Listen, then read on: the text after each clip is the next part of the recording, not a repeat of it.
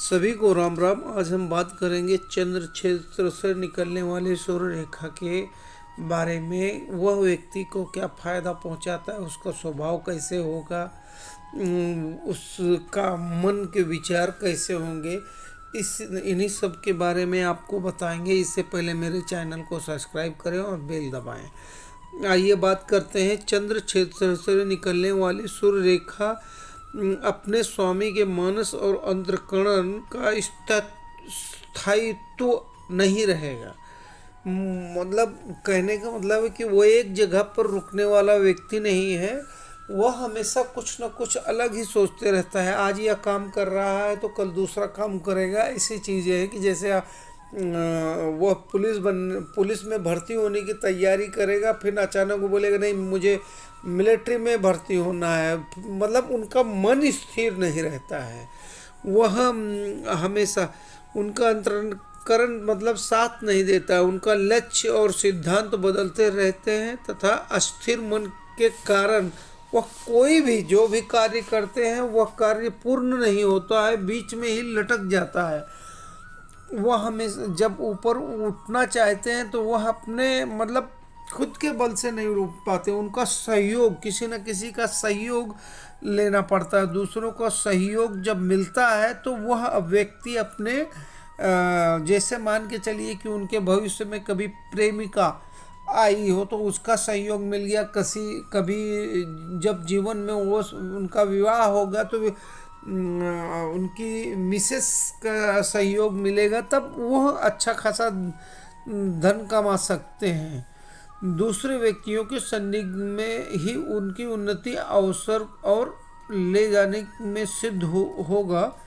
गुणी व उन्नत शिल्पकार होके भी, मतलब वो गुणी हो गए और उन्नत शिल्पकार जो भी चीज़ में माहिर रहेंगे, लेकिन उसके बावजूद उनकी प्रतिभा का चमक दमक समाज के सामने नहीं आएगा।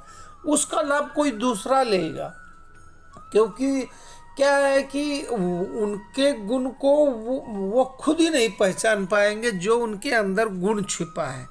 हाँ, दूसरा कोई व्यक्ति, इसीलिए बोला कि दूसरा, उनके में गुण बहुत होंगे लेकिन उनको कोई दूसरा जब बताएगा कि नहीं भाई आप यही काम कीजिए, कंटिन्यू कीजिए, तो फिर वो उस जगह रुकेंगे और वो दूसरे के हाथ में काम करेंगे तो उस गुण का फायदा कोई दूसरा लेगा, भले ही उनके गुण कितने भी हो। चमक दमक समाज के सामने नहीं आते। इसके अलावा उनकी उन्नति तथा विकास का स्रोत रुक जाता है।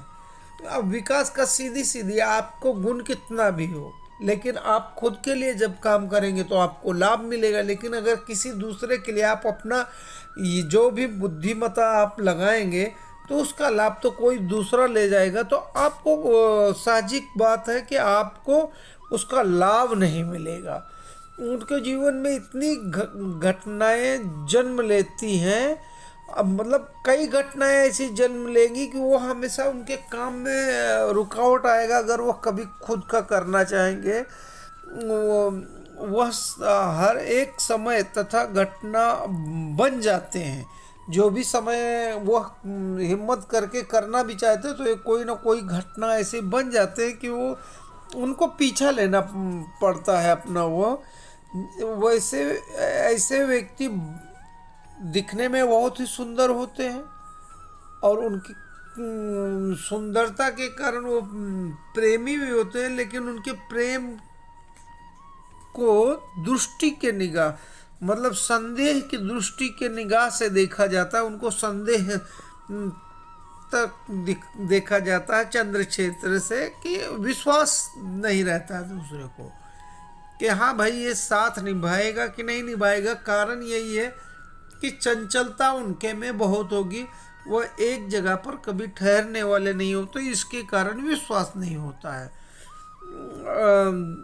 तथा उनकी उन्नति और उत्थान सौंदर्यशील से संबंध और संपर्क में आने से ही होगा। मतलब अगर समझ लीजिए कि वह किसी सुंदर स्त्री उनके नसीब में आ गई या उनकी प्रेमिका सुंदर हो गई, तो उनका जो भी उत्थान, उनका जो भी प्रोग्रेस होगा तो वह सुंदर, मतलब उनके कहे अनुसार जब चलने लगेंगे तो उनका एक जगह पे मन कांस्टेंट हो जाएगा और उसके कारण फिर उनकी उन्नति बढ़ेगी।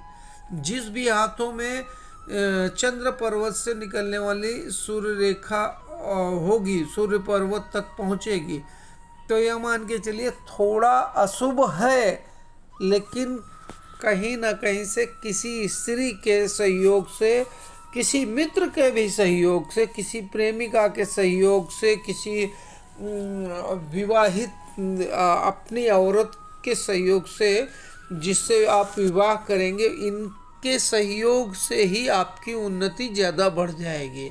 क्योंकि आपकी मन चंचल होने के कारण आप एक जगह पर कभी ठहर नहीं सकते हैं। तो यह रेखा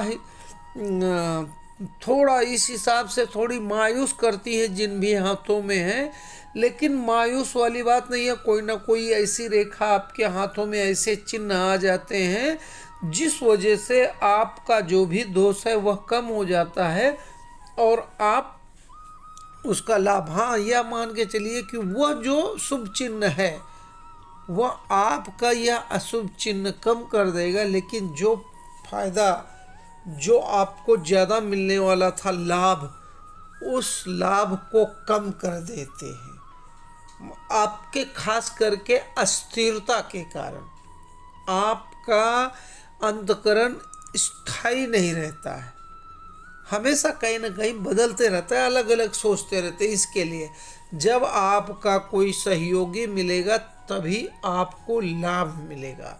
वैसे यह रेखा बहुत कम हाथों में देखी जाती है। इसके साथ में भाग्य रेखा भी, उसका अलग गुण रहता है, वह किस जगह पे पहुंचने के कारण फिर इसका प्रभाव कम कर देगा और आपको जो दूसरी अड़चने हैं, मान के चलिए किसी के साथ देने से ही, तो उस समय अगर मान के चलिए आपकी भाग्य रेखा बहुत ही उच्च स्थान में रही और पूरी तरह बनी रही, मणिबंध से उभर कर शनि पर्वत तक जाने वाली भाग्य रेखा रही, तो उस समय क्या होगा कि आपको लाभ मिलेगा, लेकिन उतना नहीं मिलेगा जितना मिलना चाहिए। तो यह है कि आपका कहीं मतलब काम रुकने वाला नहीं है, लेकिन बहुत अधिक टाइम पे आपकी मन चंचलता के कारण काम में व्याधा आ जाते हैं।